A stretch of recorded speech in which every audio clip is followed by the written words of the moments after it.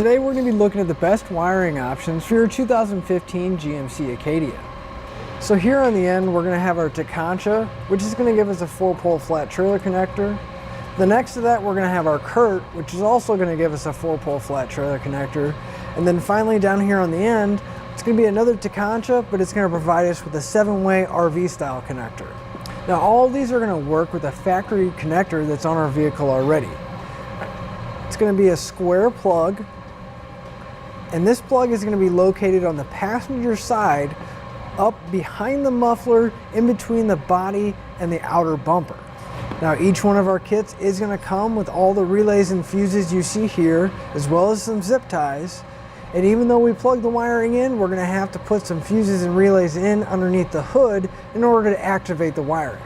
Now as far as our 4-pole wiring goes, the Tekonsha and the Curt again are both going to give us our lighting functions, such as our tail lights, turn signals, and our stop lights, and they're both going to have that same factory connector. There's not a whole lot of difference between the two. The length of wire is going to be about the same.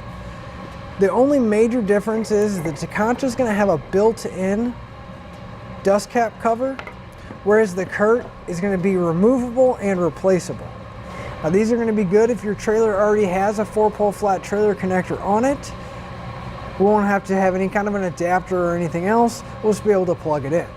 Now if your trailer has a 7-way connector, our Tekonsha that's going to provide us our 7-way RV is going to be a great choice, because it's still going to plug in the same way using that factory plug, and then on the back of our 7-way we'll plug it in. Now our 7-ways is going to give us all those same lighting functions, but it's also going to give us the option to add a brake controller in later if our trailer has electric brakes.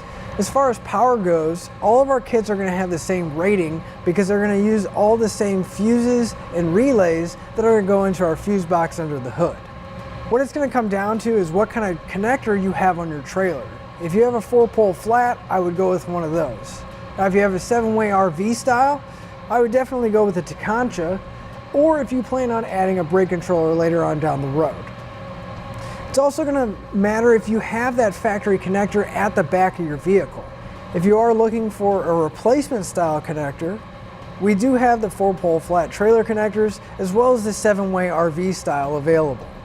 Now no matter what kind of wiring you do choose, all of our wiring is designed to stay on the outside of the vehicle at all times. And we do recommend the use of a mounting bracket to keep your wiring secure. And you can find those here at etrailer.com. And that'll finish up the look at the best wiring options for your GMC Acadia.